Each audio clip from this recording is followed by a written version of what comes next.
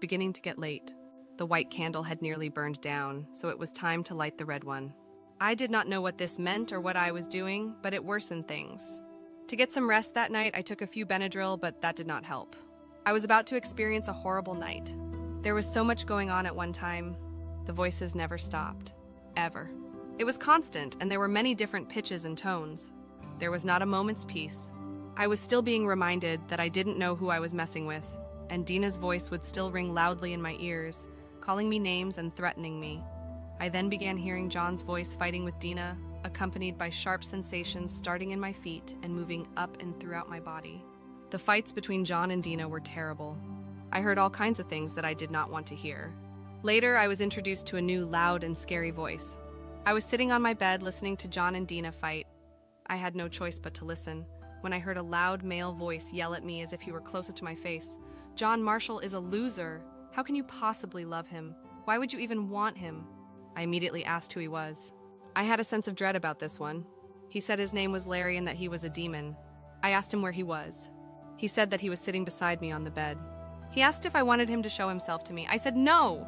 I jumped off my bed, started walking towards the living area, and felt swirling energy moving around my feet. I could hear his laughter. He enjoyed my fear. I thought about that fact for a while. He went on to tell me that there were many demons inside of me. I finally realized there was no escape. So I returned to my room to lie on my bed. It began to feel like a cover of darkness was slowly being laid over me. The red candle was still burning on my nightstand. It was the only light in the room. My mind began to slow down.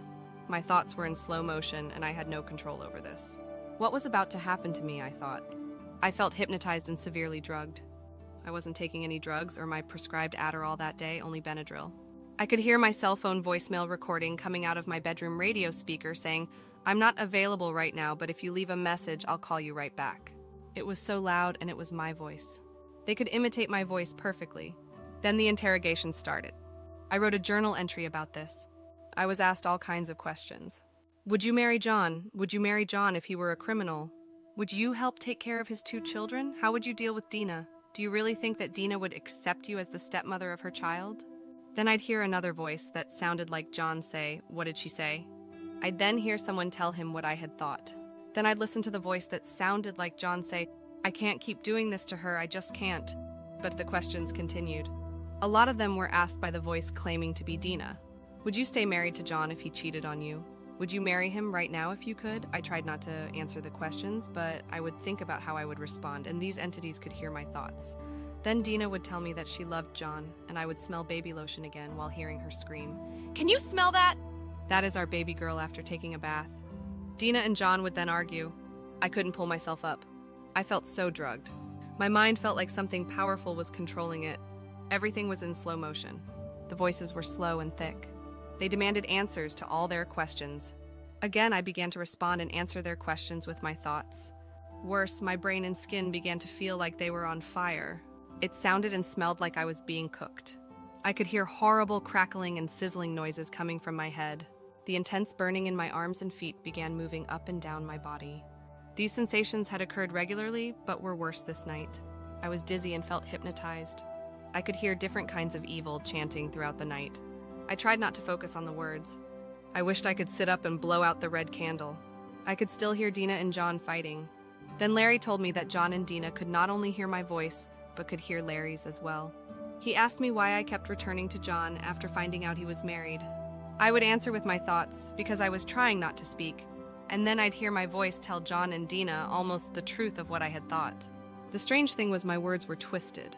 For instance, in my thoughts, I was saying that I loved John, and I would hear Larry tell John and Dina they could listen to me, but I would hear my voice say, "I don't love John.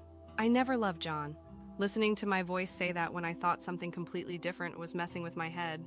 Also, if I had a particular thought in my head or verbalized specific thoughts out loud, such as, "I love God," I'd hear my voice override that and say, "I love Satan," at the same time. This worried me because I would hear my voice say that I loved Satan and invite demons to come over. Something was trying to control how I thought and using the sound of my voice to do it. Listening to my voice changing words and believing that God, John, and Dina could hear it brought on much anxiety and severe distress. Also, my voice could be heard from any area in the house. Most of what I thought was twisted around. I began yelling loudly, protesting, "I didn't say that!" I must have been asked 50 or more questions that night, and all my communicated answers were mixed with lies. I could hear my voice telling John and Dina those lies. When I would start to protest about the lies to Larry, he would command that I remain quiet. He said he was trying to help me and loved me, which I thought was ridiculous because he was a demon and demons can't love. I then heard Larry tell John that he could only choose one of us and that whoever he didn't pick, Larry was going to take to hell with him. This went on for a long time. John would choose me, then Dina would scream for help, and John would change his mind. Then he would select Dina. I would hear my voice scream. I wasn't really screaming. I didn't really believe I was going to hell then, but I knew I never wanted to go because it had to be much worse than what was already happening. I knew Larry was playing some massive mind games. I would hear my voice get into arguments with Dina's voice, then I'd listen to her say, I didn't really say that. So Dina's voice seemed upset that she heard her voice telling me lies. Dina would then question me about my love for John again. She would tell me to marry him right now. Then she'd start wedding vows, change her mind and decide that she didn't want me to marry John. All of a sudden, everything got quiet.